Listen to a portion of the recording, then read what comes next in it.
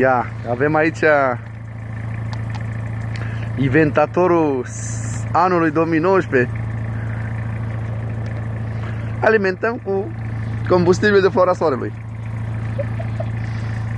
Domnul, nu vă supărați, ați mai încercat procedura care o faceți dumneavoastră? E prima dată. Miroase gogoș. Și pe ce vă bazați că merge dacă e prima dată? Face o ardere mai bună ca motorina. Și poluează? Nu, miroase a gogoș.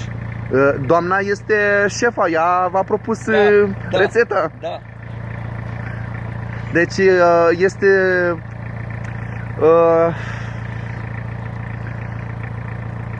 da.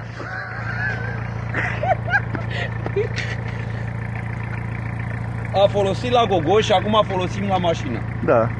Cel mai bun combustibil. Da. Da. Face ungeri la motor, la pistoane. Face ungeri la pistoane.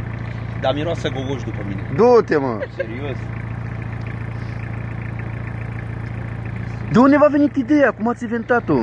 Pentru că a făcut oamenii mașini pe apă și eu nu pot să fac pe ulei. Ați modificat ceva la motor? Rezervorul. Uai. În loc de motorină îi bag ulei.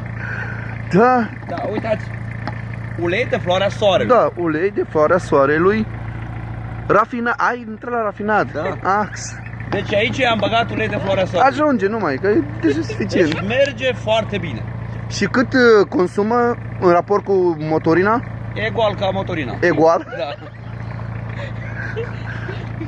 Da. O să încerc și eu la...